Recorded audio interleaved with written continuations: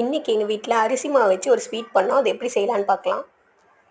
அதுக்கு ஒரு பேன் எடுத்துக்கோங்க. வாட்டர் ஆட் பண்ணிவிட்டு கடலைப்பருப்பு இந்த மாதிரி ஒரு கப் எடுத்து நல்லா வேக வச்சுக்கோங்க மூடி போட்டு. நாங்கள் இட்லிக்கு மாவு அரைக்கும் போதே அரிசி மாவு மட்டும் தனியாக எடுத்து வச்சுருந்தோம். அந்த மாவை தண்ணி ஊற்றி நல்லா கலந்துக்கலாம். இந்த மாதிரி தண்ணியை கலந்துக்கோங்க. இப்போது கடலைப்பருப்பு வெந்துருச்சான்னு பார்க்கலாம்.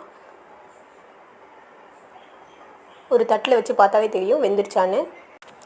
நல்லா கடலைப்பருப்பு வெந்ததுக்கப்புறம் நம்ம ரெடி பண்ணி வச்சுருக்க மாவு எடுத்து கொஞ்சம் கொஞ்சமாக ஊற்றி கிளறிக்கோங்க. கட்டிப்படாமல் கிளறிக்கோங்க. இந்த மாதிரி கிளறிட்டே இருக்கலாம். தேவையான அளவு உப்பு போட்டுக்கோங்க. அப்புறம் இதுக்கு என்னென்ன போடணுன்னா வெல்லம் எடுத்துக்கோங்க. அது சின்ன சின்னதாக இடித்து வச்சுக்கோங்க. அதையும் போட்டுக்கலாம். 2 ஏலக்காய் போட்டுக்கணும்.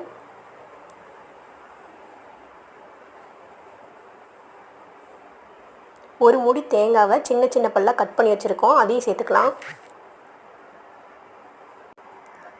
அவ்வளோதான். எல்லாத்தையும் கெட்டிப்படாமல் கலந்துகிட்டே இருங்க. மாவு வெல்லம் எல்லாமே வெந்ததுக்கப்புறம் ஒரு பிளேட்டில் மாற்றி சாப்பிடுங்க. கண்டிப்பாக நல்லாயிருக்கும். எங்கள் பாட்டி இதை வெண்ணெய் புட்டுன்னு சொல்லுவாங்க. உங்கள் ஊரில் என்ன சொல்லுவீங்கன்னு கண்டிப்பாக கமெண்ட் பண்ணுங்கள். இதை சூடாக சாப்பிட்டாலும் நல்லாயிருக்கும். 2 நாள் வச்சு கூட சாப்பிட்லாம். ஃப்ரிட்ஜில் வச்சு சாப்பிட்டா இன்னும் டேஸ்ட்டாக இருக்கும். அதுக்கு முன்னாடி நம்ம சேனலை சப்ஸ்கிரைப் பண்ணிக்கோங்க. அப்போ தான் நாங்கள் போடுற வீடியோஸ் உங்களுக்கு வரும்.